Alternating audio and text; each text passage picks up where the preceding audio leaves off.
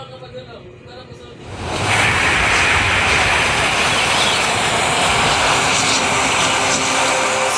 Psalm 40 verse 1 through 3 is my story in the Bible.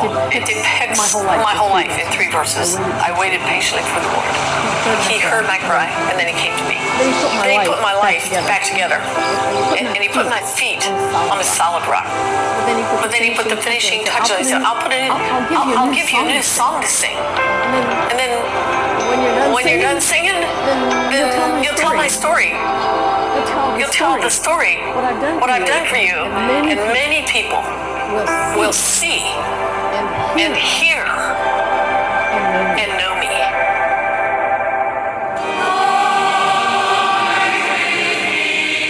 Growing up on an Amish farm, the memories that I have are really all about family, community, church, hard work, and living in an era where it was all about getting the job done.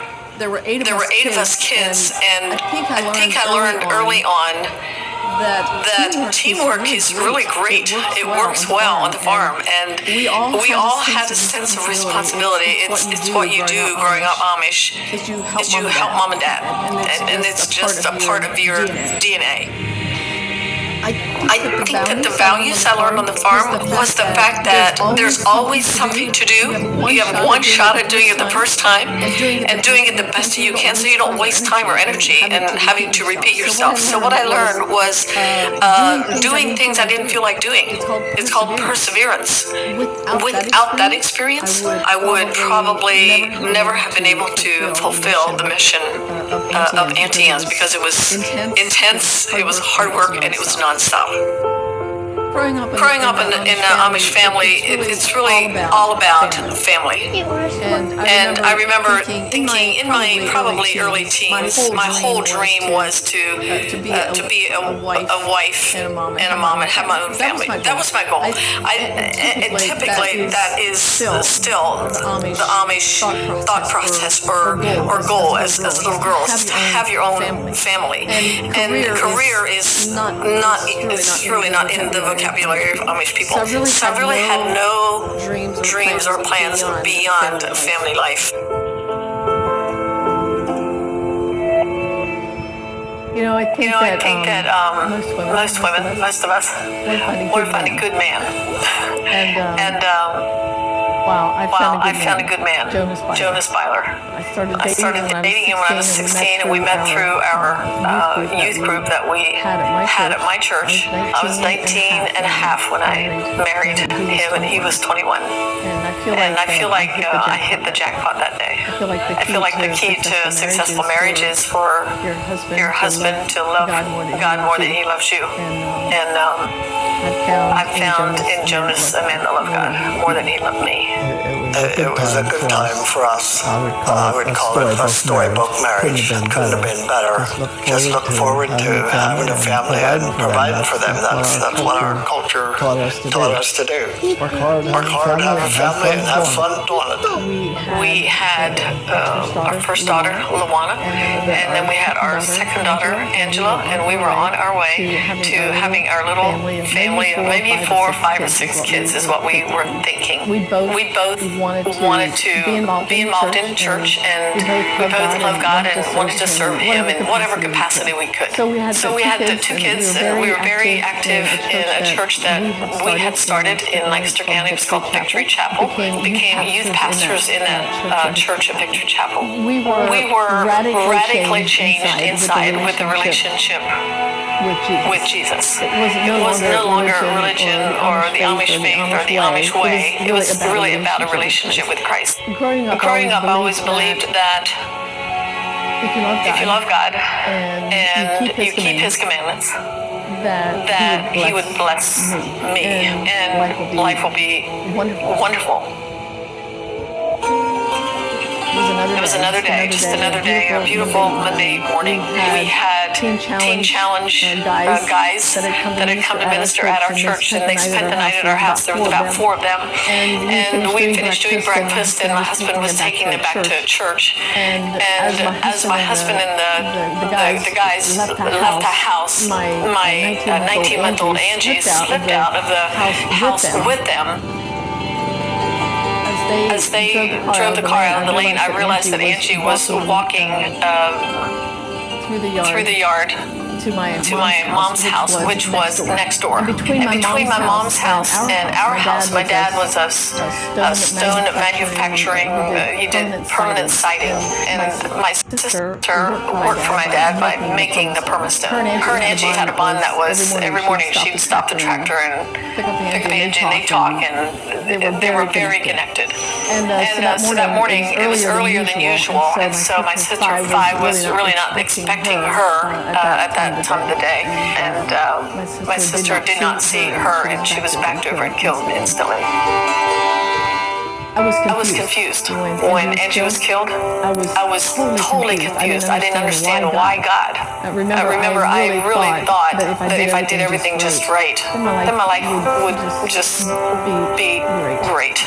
God would bless us. So for many years, I lived in the whys of tragedy, and our storybook marriage came crashing down. After the death of our daughter, our culture grieves quietly, not talk about it a whole lot. And as a result, we just drifted apart because we didn't communicate anymore. So 5 months later, I went to my pastor to sort it out and to hopefully talk about my confusion. And when I left his office, he seduced me the first meeting I had with him, and it ended up in a 6-year-long relationship that became my deep, dark secret. The pain of Angie leaving was one kind of pain, but then the guilt of the secret nearly killed me. I was 92 pounds. I had headaches all the time. My back was giving me problems. My heart was hurting constantly to the point where I went to the doctor thinking I was having a heart attack. So physically, spiritually, every piece of me was broken. There was nothing left. I was being a mom to 2 daughters. We had another baby, and we existed together in our, at that time, little double-wide trailer. As time went on, we discovered that there were other women in the church that he had seduced, and there was so many twisted things that were happening. I realized that if I didn't tell Jonas what had been happening in my life, then somebody else probably would. And at the time, I didn't understand that the power of confession was the beginning of setting myself free, but that's what I did. The look on his face said it all for me, and I realized then, wow, he'll tell me to leave, and we'll get a divorce. That day that she told me about what was going on, I felt like I was stripped of my masculinity, my spirituality, and my self-esteem all at one time.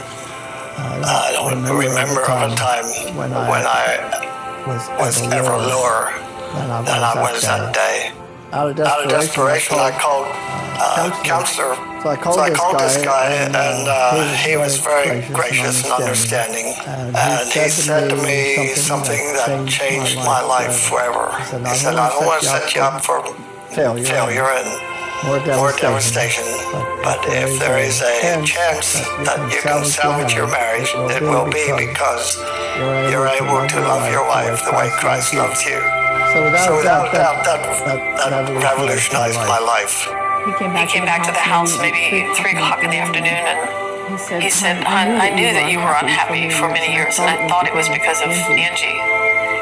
And he said, I do want you to be happy. I'll do whatever I can to help you. And he said, but promise me just one thing, that you won't leave in the middle of the night with a note on the dresser. And that if you leave, just tell me that you want to go. And I'll help you find a place, and I'll help you pack your bags. But you have to take the girls with you because they need their mom. That was the greatest surprise of all. I felt so unworthy everything good in life. And for him to tell me that they need their mother was such a surprise. But it was the first time in 7 years that I felt a spark of hope. Just a teeny spark of hope that he actually still believes in me when I couldn't believe it myself. So from that point, we made a start. We started.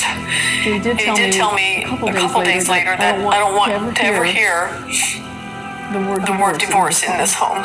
We're not going to get a divorce. We're going to make this work. If you want to try, we're going to make it work. To get back to the place where we could be close or feel intimate again took a long time. And I can remember this like it was yesterday. We were walking with our family in that mall. All of a sudden I realized that she slipped her hand into mine. It was the first time in probably 9.5 years that I felt her come towards me in any physical way at all. I thought, wow.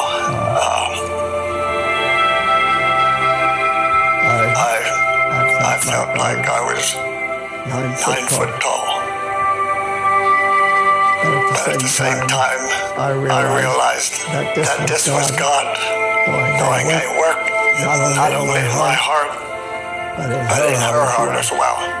So I spent a lot of time in prayer, but now it's not praying out of guilt and shame, but it's more prayer for God help me to become what I need to be. After our marriage experience, a dimension of healing, I became more and more aware of how helpful the idea of marriage counseling was for Anne and I. And I was just bent on helping my own people warm up to concepts of counseling, because this is the background that I came from, where people are basically quiet when they go through hard times. We definitely knew that counseling other couples or helping them, listening to them basically, is what we felt in our heart was like. We were passionate about helping other marriages, and so we immediately started doing counseling in our home and at the church and together. And I started making soft pretzels at a farmer's market to support Jonas so that he could counsel full time and do it free for anybody who wanted. And so that's what he did. And I went to work to make some money to pay the bills. First time in my life that I was the breadwinner. I just started enjoying baking these pretzels, and I'd never made a soft pretzel until at that point I was 40 years old. Realized that I'm actually pretty good at managing as well, and we quickly grew the pretzel business. We found the recipe was kind of a mistake that we made, and very quickly I realized that my love of baking that I had learned became the tool that God used for me then to help my husband be able to do marriage counseling as a free service. It was the greatest joy in my life. That out of our pain, our purpose was born.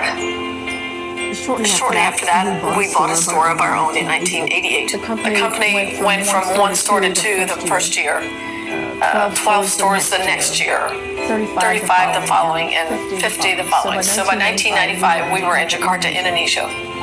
But it was during the first 5 years of the company that I began to feel I'm in a world that I know nothing of. Business, zero. Franchising, below zero, nothing. I didn't even know what the word meant.